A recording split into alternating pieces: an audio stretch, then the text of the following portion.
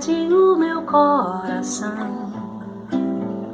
De repente me encheu de paz, como se o vento de um tufão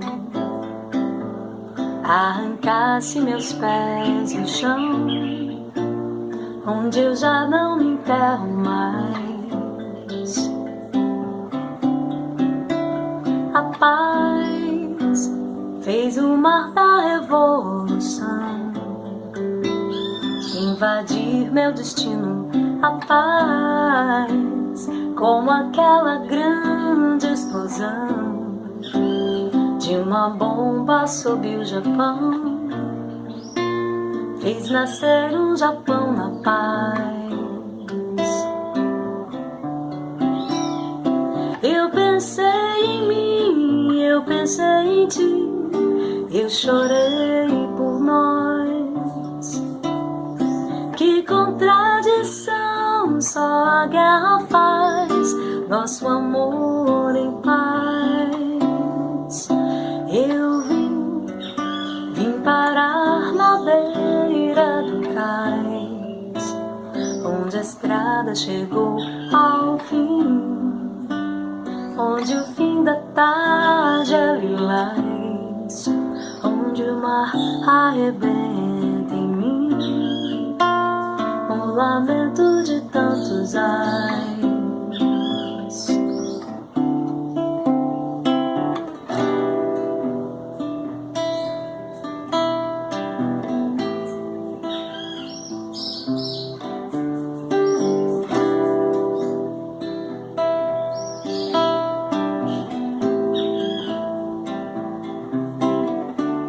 A paz invadiu meu coração. De repente me encheu de paz, como se o vento de um tufão arrancasse meus pés do chão, onde eu já não me enterro mais. A paz fez o mar da revolução invadir meu destino. A paz, como aquela grande explosão de uma bomba sob o Japão, fez nascer um Japão na paz. Eu pensei em mim, eu pensei em ti, eu chorei por nós. Que contradição, só a guerra faz nosso amor em paz. Eu vim parar na beira do cais, onde a estrada chegou ao fim, onde o fim da tarde é lilás, onde o mar arrebenta em mim o lamento de tantos ais.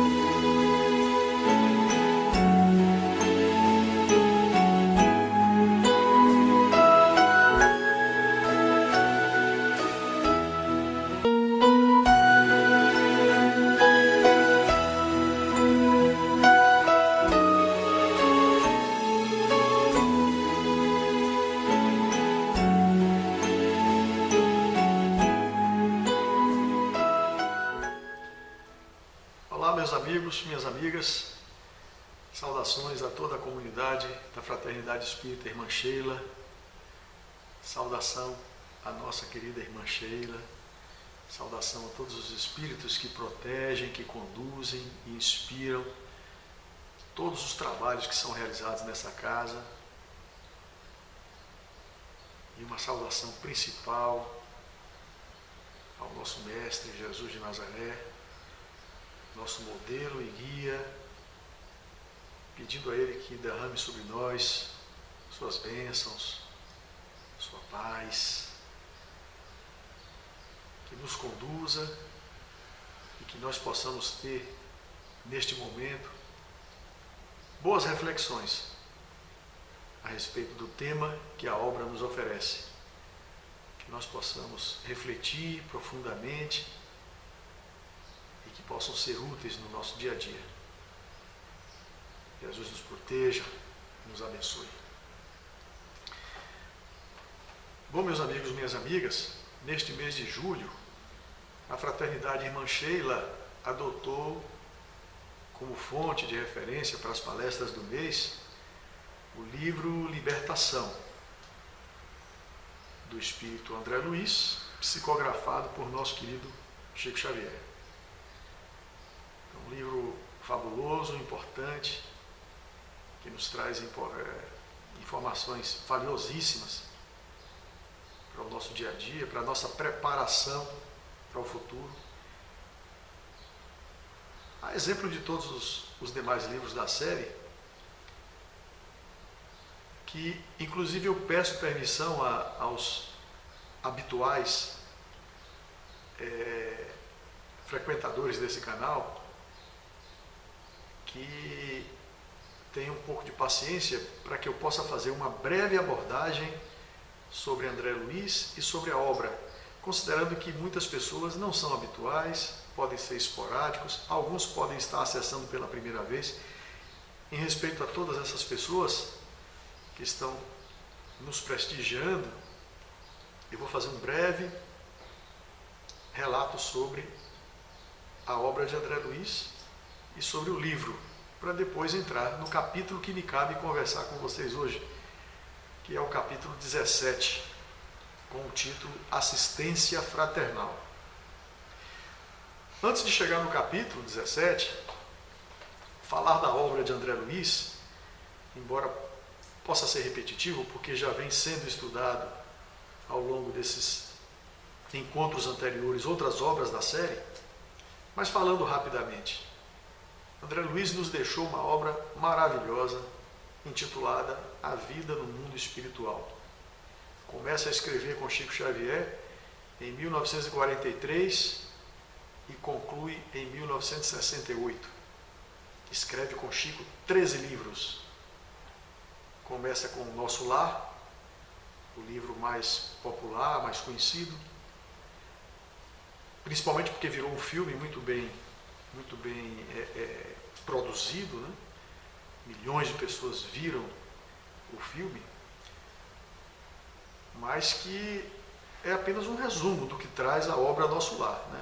Ver o filme é importante, é interessante, mas ler o livro é muito mais. Começa com Nosso Lar em 1943 e encerra com E a Vida Continua em 1968. São 25 anos de parceria.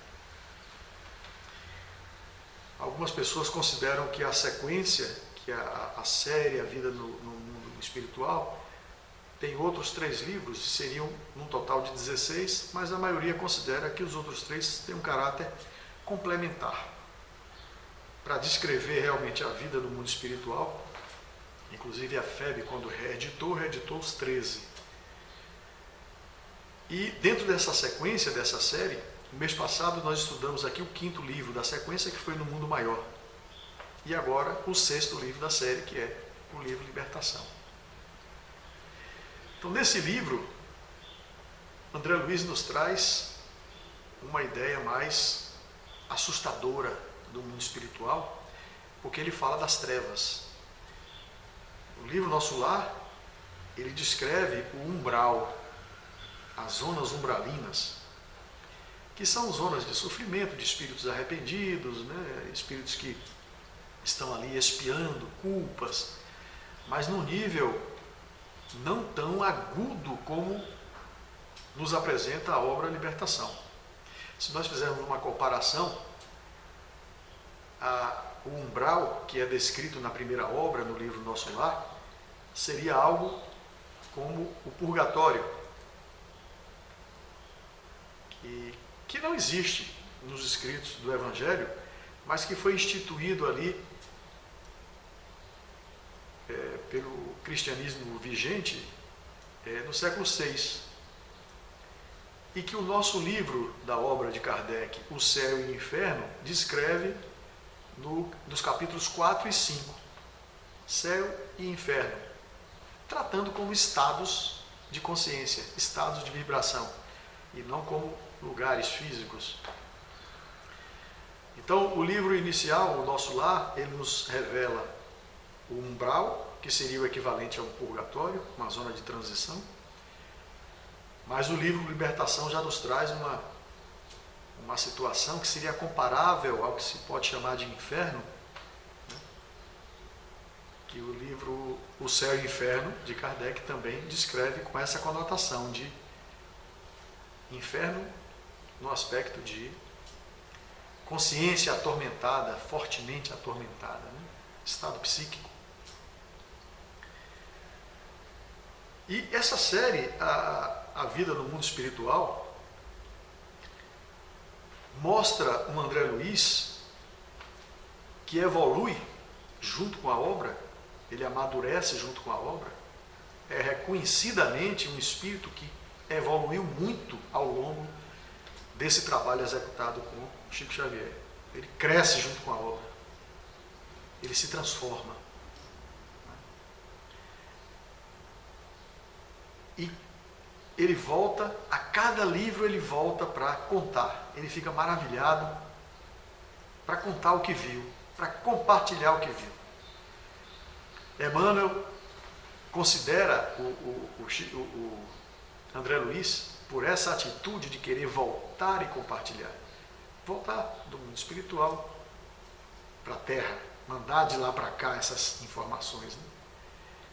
Considera que ele faz um movimento missionário e que ele retrata na introdução do livro Libertação, do prefácio, citando a lenda egípcia do peixinho vermelho, que vocês já devem ter visto no próprio livro, né, ou em outras oportunidades.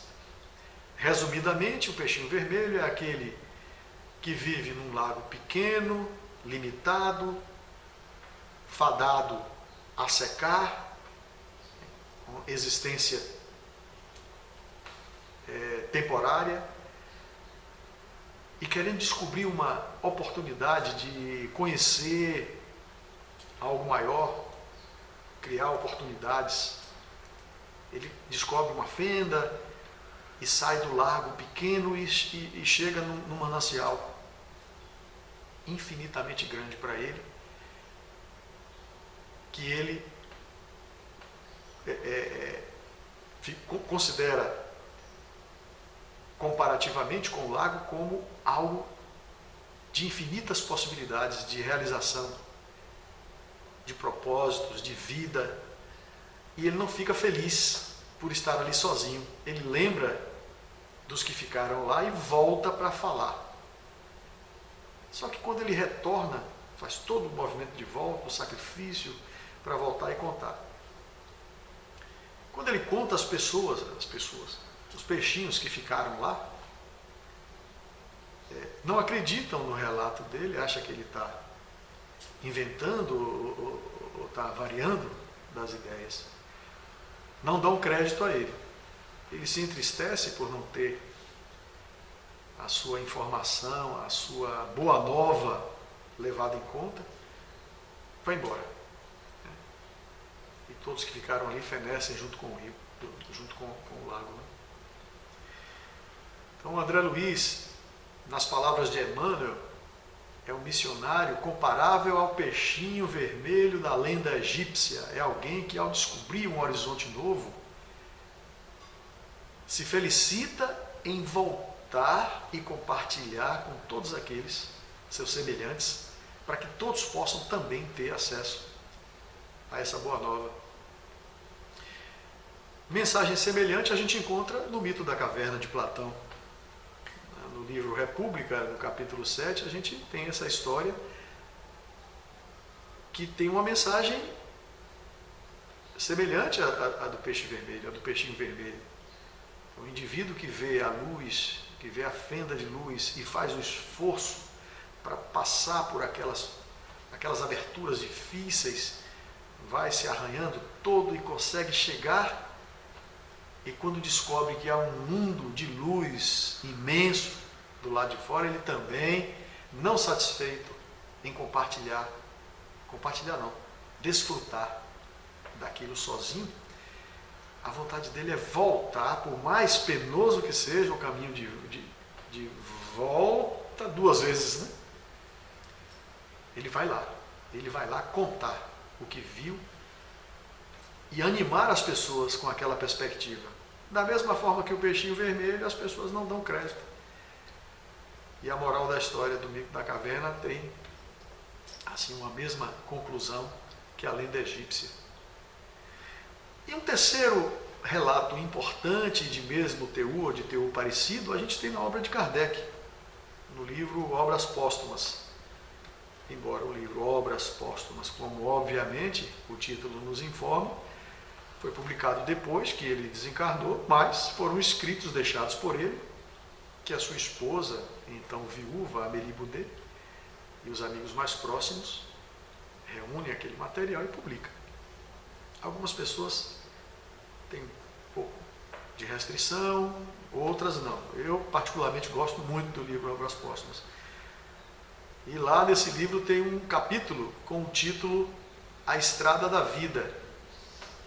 Vem logo depois daqueles capítulos, né? A Teoria da Beleza, e depois aqueles 2 que eu gosto muito, que é a música celeste, a música espiritual, e depois a Estrada da Vida.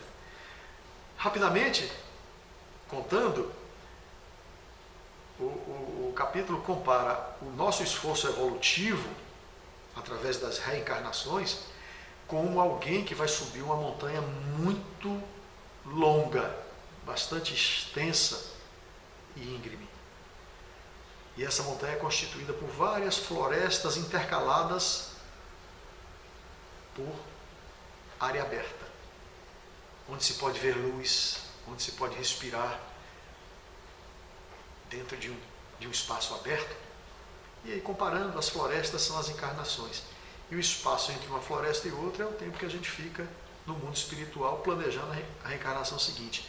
E aí ele faz os percursos todos, né, para não me alongar, ele vai atravessando aquelas florestas, se ralando todo, né, se machucando, mas ele vai, quando ele termina a última floresta, ele chega lá no topo da montanha.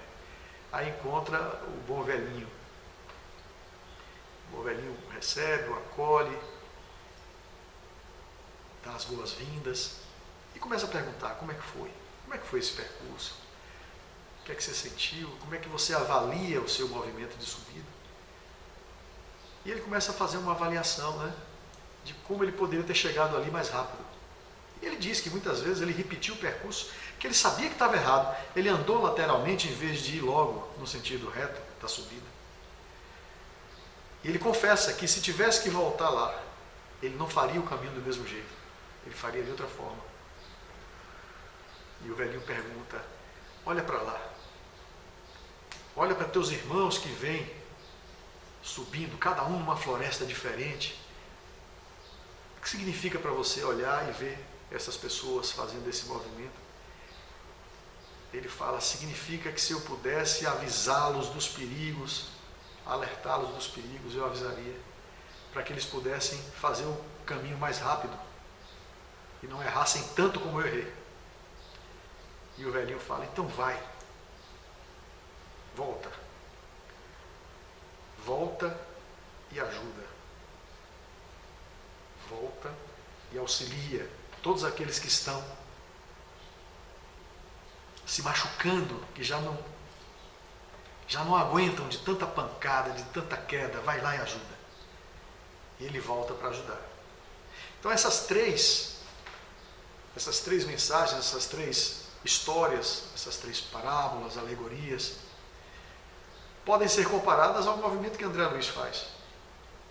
Guardadas as proporções de cada história, mas André Luiz, na obra A Vida no Mundo Espiritual, vem até nós com esse impulso, com essa motivação, com essa proposta, nos revelar o mundo espiritual, para que a gente não faça tanta bobagem, já que tudo que a gente faz aqui tem consequência lá. E ele faz também baseado nos próprios erros, né? Então, essa é talvez assim, talvez não, isso é uma afirmação do Emmanuel.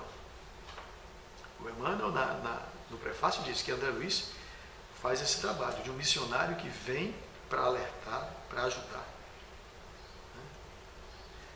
E é dentro dessa expectativa, conhecendo essa ideia maior da obra, que a gente estuda cada um dos livros dessa série. E o livro Libertação, como eu falei no início, ao contrário de Nosso Lar, que traz situações ainda mais amenas, o livro Libertação, ele já traz situações bem graves, agudas, situações bem que impressionam a gente. Espíritos de uma condensação muito grande, encrudecidos na prática do mal de uma forma impressionante. E o objetivo do livro é dizer, até esses, por mais irrecuperáveis que pareçam, todos eles vão voltar. Para todos eles há um plano. É a confirmação do que Jesus disse. Nenhuma ovelha se perderá. Bezerra de Menezes, depois que ele sobe a montanha, ele recebe a liberação, digamos assim. Ele é liberado para acessar planos superiores. Vocês sabem disso. E ele fala, não, quero ficar. Enquanto houver um irmão meu sofrendo aqui, eu não saio. E fica para ajudar Jesus, fica para ser um servidor do Cristo. Uma história parecida acontece com Buda, no seu esforço, no seu trabalho de autoiluminação para acessar o Nirvana. E quando ele consegue, ele também fala a mesma coisa. Tem uma frase do Buda que é assim, enquanto eu não ver a costa do último irmão meu acessando o Nirvana, eu não saio daqui.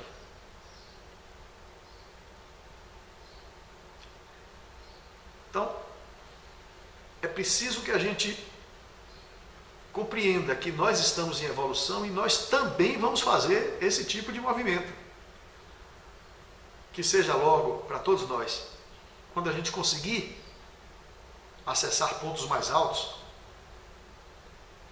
vai brotar em cada um de nós esse mesmo sentimento de voltar para ajudar aqueles que ficaram numa situação abaixo de nós. Essas sim são características da obra de André Luiz. E sobre o livro especificamente, antes de entrar no capítulo, nós vamos encontrar no livro, ao longo de todo o livro, vamos encontrar vários aspectos. 2 aspectos. Primeiro, a ação de obsessores poderosos e cruéis, que são espíritos infelizes na verdade. Eles são temporariamente arraigados ao mal, estão em estado de infelicidade, mas são tratados como, porque são, na verdade, são cruéis, porque praticam muita crueldade. E procuram envolver os espíritos, escravizando-os com procedimentos baixíssimos. E o segundo ponto a destacar é que, paralelamente a esse estado, a essa configuração instalada dos espíritos inferiores, a espiritualidade superior intercede, oferecendo auxílio para aqueles que já manifestam a vontade de retornar. Então, o auxílio não falta para nenhum espírito, esteja ele em qualquer grau de involuído, para ele haverá um plano de restauração, de recuperação, de retorno. Então, o próprio livro na contracapa coloca como ponto alto do livro, porque existem vários serviços de socorro, inúmeros, são muitos. Dentro do próprio capítulo 17, são inúmeros casos de espíritos que são recuperados, né, que são acolhidos, na verdade. São acolhidos quando eles próprios manifestam a vontade de receber o auxílio, receber a ajuda. Quando eles chegam no ponto de exaustão e que gritam por socorro, o socorro é imediato, é instantâneo, é automático. Mas o livro destaca a recuperação, ou o plano de recuperação, para salvar, para resgatar, para acolher o espírito mais assim, cruel, o mais poderoso, o que comanda uma falange enorme de outros espíritos, né? Nessas práticas de obsessão, de escravização, de subjugação, que é o espírito Gregório. Então, o ponto alto do livro Libertação é, ao longo dos capítulos, são 20 capítulos no livro, é mostrar como essa preparação é feita para chegar lá, para chegar no Gregório. É destacado também um outro espírito que também tem um alto grau de negatividade, que é o Cláudio, que é um espírito que,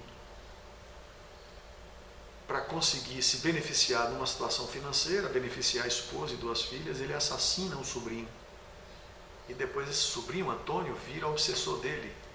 E aí, como a gente vai ver no decorrer do capítulo, no decorrer do livro, a relação entre obsessores e obsidiados é uma relação extremamente complexa.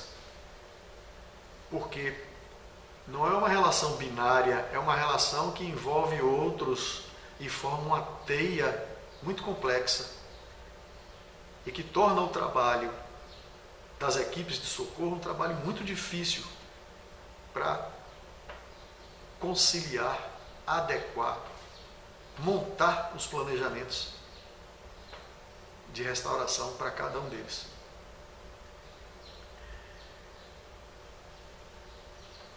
Então o livro nos leva, fazendo uma comparação com o nosso cotidiano, como o livro Libertação nos traz espíritos em diferentes graus de involução, digamos assim, e a pergunta é, nós também somos involuídos, cada um no seu grau. Qual seria o planejamento para nós, estando aqui ainda encarnados? A grosso modo, o que é que nós podemos fazer? Quais são os dois principais eixos de trabalho na transformação íntima, para que a gente possa já agir preventivamente, para que não cheguemos no plano espiritual em situação similar? Então os livros, a obra nos dá a oportunidade de perceber que existem 2 atitudes que a gente pode fazer, que são independentes e complementares. Uma é a aquisição de virtudes, a conquista de valores morais elevados, a conquista de virtudes. A outra é a eliminação de vícios. Ambas difíceis, muito difíceis, todas 2. mas a mais fácil é eliminar vícios. Tem uma obra do professor Pietro Baldi, sempre gosto de citar, espiritualista maravilhoso. Tem um livro de Pietro Baldi, que é o livro Evolução e Evangelho. Fantástico, falando do Evangelho ao nosso alcance. O Evangelho que a gente consegue compreender. E diante do Evangelho que a gente consegue compreender, tudo aquilo que a gente já consegue praticar. É uma obra fabulosa porque tira da nossa mente essa ideia de um Evangelho distante de nós. Claro que o Evangelho puro é distante de nós, mas a gente pode fazer um planejamento de ascensão analisando quais as partes do Evangelho que eu já consigo compreender e praticar. E aí dentro dessa obra Pietro Baldi fala assim: o nosso movimento evolutivo nos faz pensar no futuro quando seremos espíritos puros, seremos anjos, mas a questão não é de pensar em ser anjo, porque é difícil. Muito mais fácil é deixar de ser animal. Muito mais fácil é deixar de ser animal. Animal no sentido dos vícios, das paixões, né? Nós somos recém-saídos do mundo primitivo. Então, são duas frentes de trabalho, de autotransformação que a gente pode fazer. Ao mesmo tempo que a gente, por imitação, e o melhor modelo para que a gente possa imitar é Jesus. Jesus está tão distante de nós, então imita Chico Xavier, imita a Irmã Dulce, imita pessoas da sua família que tem valores morais que você reconhece, tenta ser igual a ele e você vai conseguindo copiar virtudes e depois da repetição você acaba absorvendo e ela vai se solidificando em você. Pronto, assim se adquire virtudes. Agora os vícios são com renúncias mesmo. O livro nos remete a essa reflexão também. E uma pergunta: o livro traz situações pavorosas, zonas abissais, zonas de vibração, de sintonia muito baixa. Espíritos que escravizam os outros, que exploram os outros, que julgam os outros. O Gregório é considerado o grande juiz, porque arbitrariamente ele julga as pessoas, sentencia as pessoas a seu bel prazer e as submete e causa sofrimentos. A pergunta é: por que Deus permite? Por que Deus permite que se organize toda essa arregimentação, usando a inteligência para esse tipo de finalidade? A resposta é porque o mal corrige o mal. O mal ele só existe enquanto ele tem uma utilidade dentro da função corretiva do próprio mal. E ele serve para que resgates, expiações possam acontecer. E só existirá enquanto isso for necessário, então, para corrigirmos as nossas dificuldades. E por que as pessoas se submetem? Tem os cruéis que escravizam e os outros que se deixam escravizar. Por quê? É uma situação de fragilidade muito grande, fragilidade espiritual muito grande. É o sentimento de culpa, é o remorso, é o medo e, sobretudo, a sintonia baixa que os liga àquelas zonas.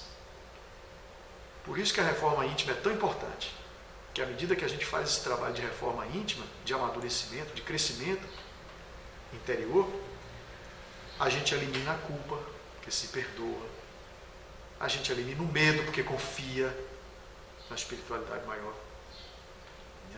a gente perde o remorso, a gente se fortalece. Quando isso acontece, a gente pode fazer o movimento de retorno. E entrando agora especificamente no capítulo 17, assistência fraternal. O que nós vamos ver no capítulo 17 são atendimentos, são diversos atendimentos que são prestados a diferentes espíritos com diferentes situações, diferentes carências. Então, André Luiz vai relatar todos os socorros que eles prestam, que a equipe presta naquela oportunidade. Então, o que acontece nesse capítulo? A equipe de socorro vai atuar na casa de Margarida e Gabriel. Na verdade, esse trabalho começa já no capítulo 16. O capítulo anterior do livro mostra o primeiro dia em que o instrutor Gúbio, que comanda as ações dos grupos de socorro, Gúbio comanda um trabalho de assistência a uma personagem chamada Margarida. Na verdade, Margarida, em eras passadas, foi a filha dele. Então, ele tinha uma relação de afeto profunda com Margarida. E ela estava sofrendo um processo, encarnada, sofrendo um processo horrível de obsessão. Paralelamente a isso, e concomitante a essa ligação que Gúbio, o instrutor, tinha com esse espírito encarnado, Margarida, o espírito Gregório, em encarnações passadas, fora filho de uma mulher chamada Matilde, que agora já tinha ascendido a planos superiores. Então, Matilde é o espírito de escola. Mas é exemplo da lenda do peixinho vermelho, do mito da caverna, da estrada da vida do livro Obras Póstumas.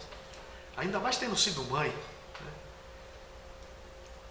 ela não fica feliz em planos superiores. Por quê? Porque tem alguém que ela ama e que fora filho dela em estado lastimável. E conta a obra que Gúbio tinha uma relação fraterna com Matilde, e inclusive devia favores. Em gratidão, eles montam então esse planejamento de se aproximar do Gregório, com dupla finalidade, oferecer um plano de restauração para Gregório e ele atuar num processo de desobsessão de Margarida, que fora sua filha. Então, Margarida e Gabriel, quando começa o capítulo 17, aí já vem um relato. Os efeitos do que foi feito no dia anterior já produz, quer dizer, os efeitos já são visíveis. Os dois já estão visivelmente livres daquele processo obsessivo, animados, já com planos diferentes para a vida do casal. E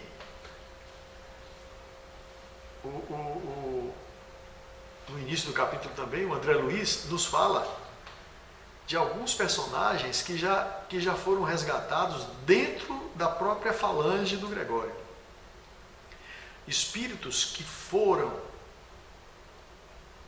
procurar auxílio, receberam acolhimento, já estão trabalhando, já estão seguindo, junto com o grupo, para prestar serviços. E aí André Luiz cita dois deles, cita Saldanha e Leôncio. Então, Saldanha e Leôncio são ex-companheiros de Gregório. Então, juntamente com esses dois, eles começam a fazer um trabalho que normalmente se faz nessas caravanas de socorro, que é fazer um trabalho de proteção fluídica em torno do ambiente que eles vão trabalhar. A proteção fluídica, as paredes, as barreiras fluídicas que são colocadas nesses locais. Nós sabemos que as casas espíritas recebem essa proteção. Quando a gente chega na casa espírita para fazer um trabalho, para assistir uma palestra, uma mediúnica, a equipe espiritual já cuidou de tudo isso para que não haja interferência negativa, frequências deletérias que atrapalhem o nosso trabalho. Eles protegem, eles fazem essa blindagem, eles bloqueiam o acesso de energias negativas. Então, Saldanha e Leôncio ajudam o Gúbio a fazer esse trabalho de blindagem, né, da casa de Margarida.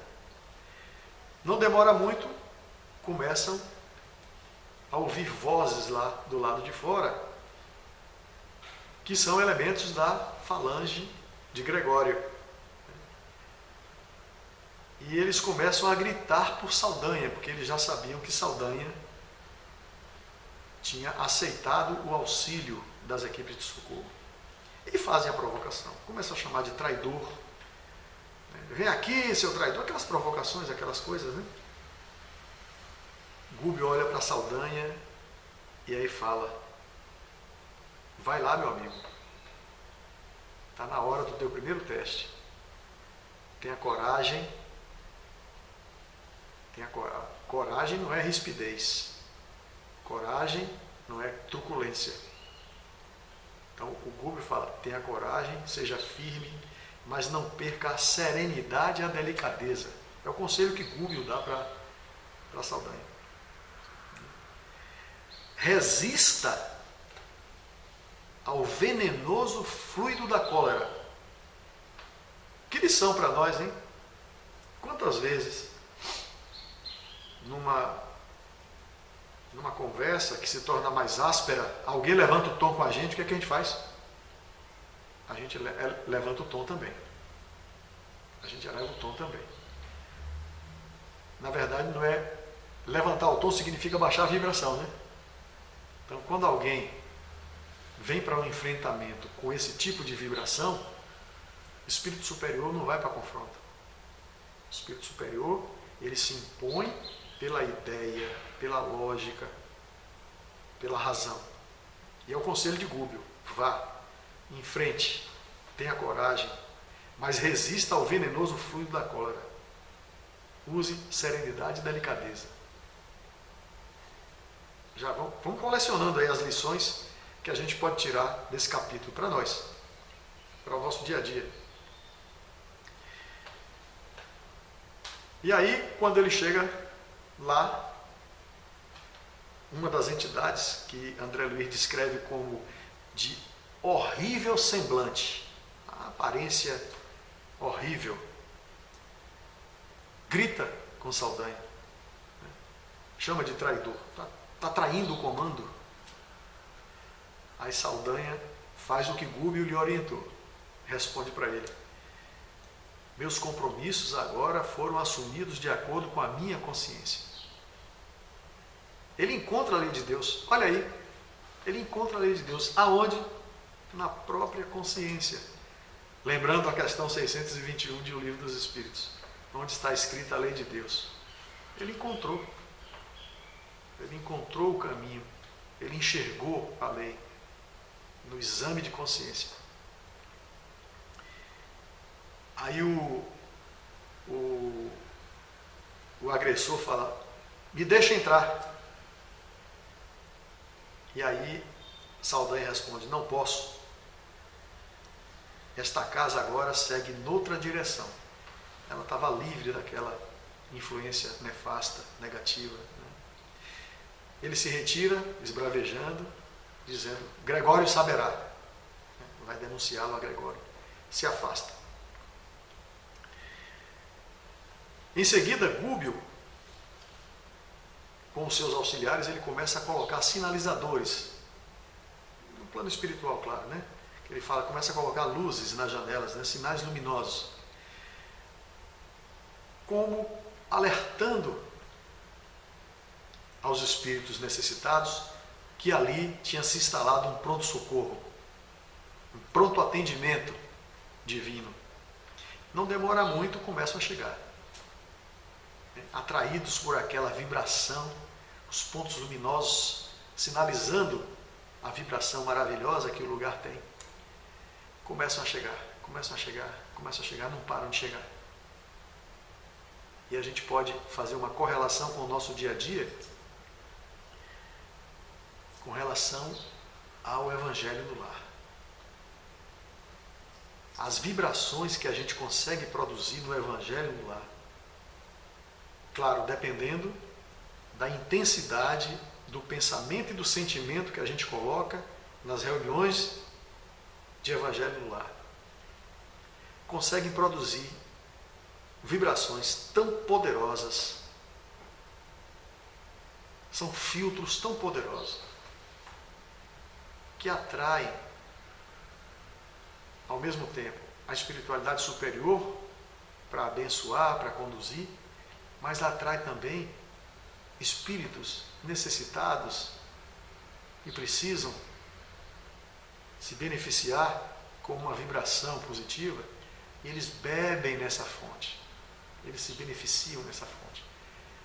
Então, o Evangelho no lar é uma fonte de auxílio, de assistência fraternal, que a gente não tem noção do poder que as orações podem produzir. Muitas vezes não é nem só a casa, a gente sabe disso, né? Não é só a casa, a depender da potência, da intensidade do Evangelho que você faz no lar, ele beneficia os vizinhos, o condomínio, pode beneficiar o bairro, vai depender da intensidade com que a prece é executada. Então começam a chegar. E aí, a partir daí, o livro vai enumerar vários casos. Eu vou pegar alguns, né, e os outros vocês já leram, ou então vão ler. E vão se demorar mais analisando cada caso. Primeira entidade a chegar foi uma senhora que se ajoelha e de forma desesperada suplica socorro, pede piedade. Ela está realmente muito carente. E ela conta em prantos, depois que é acolhida, ela começa a contar a situação dela. Ela conta chorando que estava sendo mantida há muito tempo num edifício ali próximo, segregada por verdugos impassíveis que lhe exploravam antigas disposições mórbidas para o vício. Aí entenda tudo. Entenda alcoolismo, entenda drogas, entenda escravização pelo sexo, entenda todo tipo de submissão e de sofrimento. E ela vai à exaustão e pede socorro. E é acolhida. Logo depois, André Luiz fala da chegada de dois velhos. Ambos haviam desencarnado em extrema indigência no hospital, em estado de terror. Eles não se conformavam com a morte. Isso é caso recorrente no plano espiritual. Pessoas que não se preparam para o momento do desencarne, desencarnam e ficam se sentindo ainda como encarnados. E quando recebem a notícia que já não estão encarnados, eles entram em processo de revolta. E aí eles padeciam de verdadeira loucura. Outro tipo de sintoma, outro tipo de problema para o tratamento específico. Loucura. Segue uma outra pessoa que chega, uma dama, que Kardec fala que é uma dama curiosa, de aspecto curioso. Ela chega e pede providências contra espíritos pervertidos e perturbadores que não permitiam que ela se aproximasse do próprio filho, ao mesmo tempo em que induzia esse filho à embriaguez. Veja,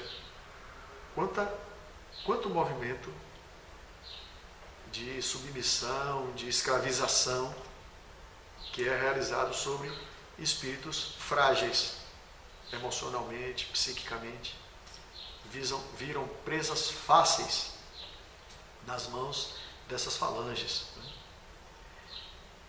Uma outra chega e solicita, reparem, vejam só, olha o que ela solicita auxílio, proteção contra maus pensamentos que um espírito vingativo incutia nela, de tal forma que não lhe dava espaço, não lhe dava permissão, ensejo, nem mesmo para que ela fizesse oração. Ela foi bloqueada até de orar. Veja que grau de obsessão essa mulher estava sofrendo. Porque a oração, que é o canal de ligação, de pedido de auxílio, ela estava numa situação tão delicada que eles bloqueavam até a concentração dela para iniciar qualquer oração. Então, dezenas de criaturas desencarnadas iam chegando na residência de Margarida e Gabriel, e Gúbio orientando os seus auxiliares, André Luiz, Eloy, Saldanha, Leôncio, todos os demais, que acolhesse todos, prestassem um primeiro atendimento, para que logo mais à noite, a oração, aquele momento em que essa oração a que eu me referi, em termos de possibilidade no Evangelho do Lar, ao ser realizada lá, criasse uma vibração tão poderosa que fosse um verdadeiro bálsamo para todos eles, ali acolhidos. Então todos chegavam acolhidos, iam tendo o primeiro atendimento, se asserenando, consolo inicial, para que logo mais o Gúbio pudesse atender a todos através dos serviços da prece. Surgiram elementos da falange de Gregório, mas esses já não mais para agredir, esses já tendo notícia dessa possibilidade de inversão de sentido, inversão de vibração, eles vão para pedir ajuda. Então, alguns pedem socorros de diferentes formas, e um deles chama a atenção. André Luiz diz que a forma como ele grita para o socorro causa no próprio André Luiz um assombro. E ele diz assim: por misericórdia, salvem-me dos juízes cruéis. Gregório e seus auxiliares, que arbitrariamente determinavam sentenças, determinando a submissão, o grau de submissão de cada um daqueles réus, entre aspas. E eles falam assim: ajudem-me, quero uma vida nova, eu quero uma nova estrada, eu não suporto mais, eu quero um movimento novo. São acolhidos, né? São acolhidos ali para serem encaminhados, cada um para o seu plano de recuperação, de retorno, de caminho de volta.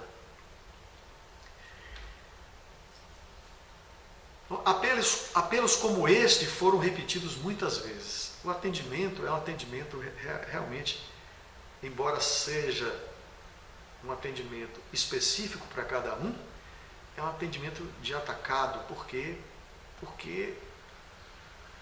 não se fazia, não se dava senha, como a gente faz aqui. Hoje só atendemos 10. Hoje só vamos atender até o 20º. Não era assim. Era para atender a todos. Tanto é que à medida que eles vão chegando, eles vão criando espaço para que todos pudessem ser acolhidos, né? Muitas entidades lá fora, em desequilíbrio, reclamavam acesso. E aí André Luiz continua relatando os casos, cada um diferente do outro, né? Uma delas é impressionante. Ela chega em condições deploráveis no perispírito. Ela tinha cometido um suicídio. Ela relata isso. Mãe de 2 filhos, diz que não suportou a morte do marido por tuberculose. E aí as ilusões que muitas pessoas têm ao cometerem suicídio.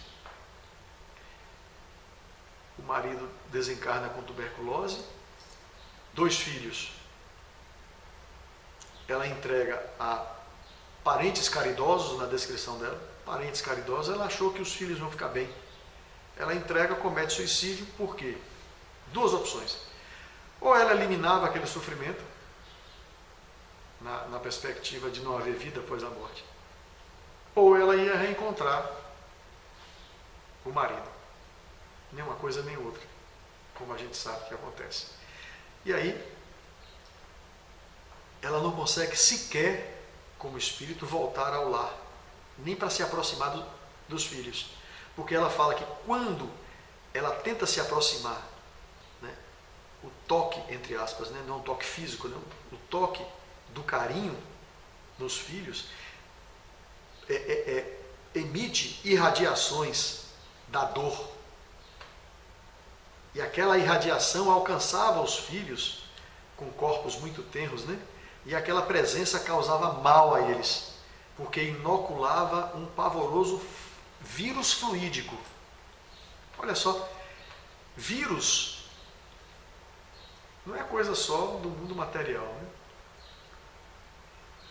André Luiz fala do vírus fluídico, de uma infiltração através da irradiação que ela provoca, causando mal para o filho. Então, o sofrimento dela foi muito maior, porque ao se encontrar naquele estado, ela irradiava tanta energia negativa que nem dos filhos podia se aproximar. E ela pede socorro. Um outro irmão, André Luiz, observa que ele estava abatido, mas com aspecto de alucinado. André Luiz se aproxima e pergunta a ele a respeito, né, do estado, dos sentimentos, etc. E ele começa a falar do pensamento. Ele pergunta o que é mesmo o pensamento. André Luiz fala, o pensamento é, sem dúvida, a força criadora da nossa própria alma. Através do pensamento, nós atuamos no meio em que vivemos e através dele nós agimos. E aí ele conta a experiência terrível dele, né?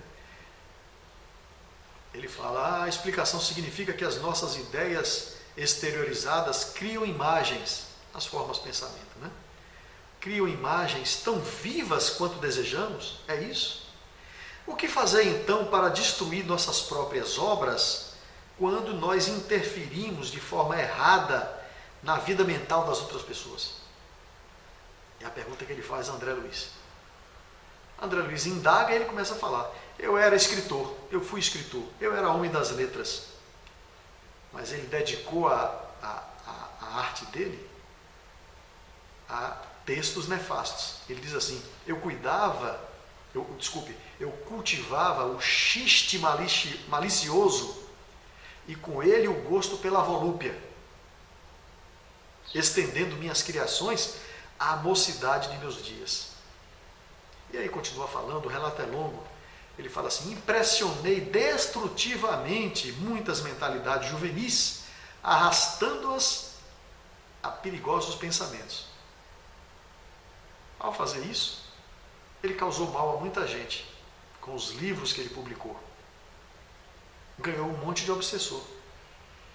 Todos eles voltam agora para cobrar dele, porque ele foi quem induziu aquelas pessoas àquele estado. Então ele fala, eu sou agora incessantemente procurado pelas vítimas das minhas insinuações sutis, e isso não me deixa mais em paz. Ele relata, continua falando, né? E é acolhido para que possa se restabelecer de um mal tão grande que ele causou a tantas pessoas com a sua literatura. Vejam nos nossos dias quantas pessoas estão incorrendo nesse mal. Quantas pessoas são formadoras de opinião, seja escrevendo livros, seja dirigindo programas, seja publicando em rede social, seja, sei lá, dirigindo instituições. Nós somos responsáveis, todos nós que temos uma função de comando, por menor que seja, nós influenciamos pessoas, nós somos referência para pessoas. E qualquer mal que fizermos a essa pessoa, ainda que de forma indireta, com o nosso exemplo, o livro Céu e Inferno, no capítulo 7, fala, né? Nós somos responsáveis pelo mal que fizemos, ainda que indiretamente, com o nosso exemplo. Então, esse cidadão, ele é um exemplo disso. Com a sua literatura nefasta, ele prejudica pessoas. E todos voltam-se contra ele, cobrando pelo mal que a obra causou a todos eles. Aí vem a parte mais bonita desse trecho aí, já chegando ao final. Gúbio chama quem? Chama Leôncio. Né? Leôncio é o ex-hipnotizador de Margarida, dona da casa, junto com Gabriel. Aí Gúbio chama e fala: vem, filho, interfira pensamentos, magneticamente, alivia a dor desse teu irmão. Aí Leôncio fica surpreso e ele reage assim: mas eu sou merecedor dessa graça de transmitir a ele esse alívio? Aí Gúbio responde: o maior criminoso pode abreviar longos anos de pena, entregando-se ao resgate próprio através do serviço benéfico aos seus semelhantes. Vamos pegar isso aqui para refletir e reiterar o que nós já sabemos. A lei de Deus não é olho por olho, dente por dente. Os nossos resgates, os nossos caminhos de recuperação não são necessariamente expiando literalmente o que a gente causou. Porque o movimento de socorro, de auxílio ao irmão, te cura também, sem necessariamente ter que fazê-lo passar pelo mesmo tipo de expiação. Você pode passar por outras e se recuperar. E isso nos faz lembrar a primeira epístola de Pedro, capítulo 4. Mas, sobretudo, tende amor uns para com os outros, porque o amor cobrirá uma multidão de pecados. Ou seja, o amor é a chave, o amor é a solução, o amor é a cura.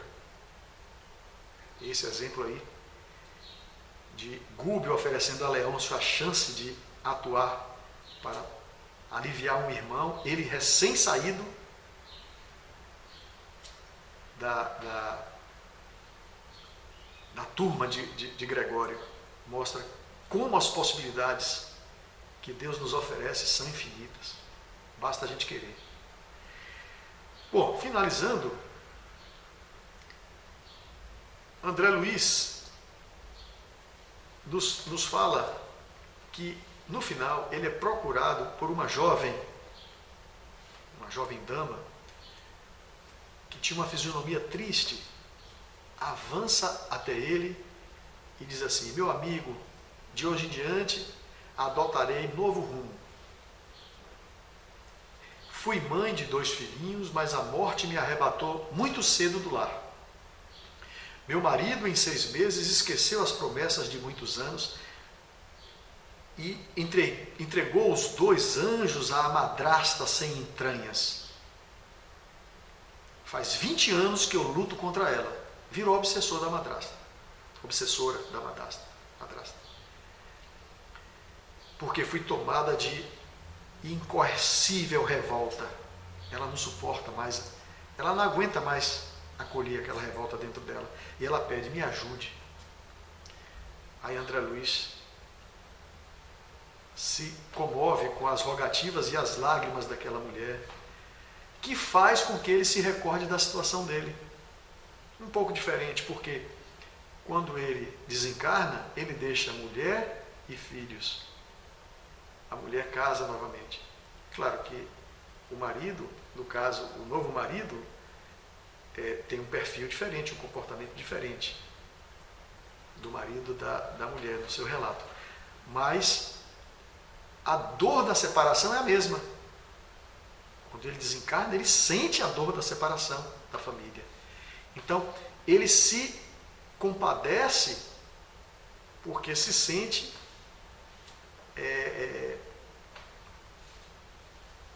alinhado com ela, aquele tipo de dor, né? Ele lembra das dificuldades que teve na época dele.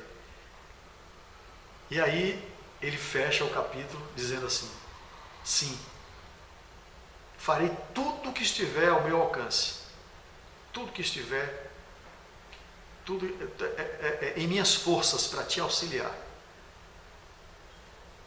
Fixa-te em Jesus e esquece esse perturbado campo que te perturba. O pensamento em Jesus te balsamizará o espírito. De hoje em diante serei teu amigo e desvelado irmão. E a partir dali, André Luiz vai ajudar ela de uma forma muito particular, porque tem com ele uma identidade na situação que está atravessando. Então, meus irmãos, minhas irmãs, é isso que o capítulo 17 nos traz. Essa mensagem, ao mesmo tempo, de que não existe nenhum espírito, por mais endividado que seja, que não tenha o direito à sua salvação, pagando o preço que precisa pagar para o seu resgate. E ao mesmo tempo, nós poderemos, em breve, estar integrados nessas equipes de socorro, prestando esse auxílio, que em retorno nos dará uma paz espiritual, um benefício, um bem-estar incomensuráveis. Espero ter trazido reflexões importantes, espero ter incomodado muita gente com as reflexões desse capítulo, e que Jesus nos abençoe, nos fortaleça, para que nós possamos seguir cada vez errando menos, para quando chegarmos no plano espiritual, necessitarmos de menos reparos e estarmos mais credenciados para integrar uma equipe de socorro como esta que André Luiz, ou essas que André Luiz integrou ao longo dessas obras. Fiquem com Deus, Jesus nos abençoe e até breve.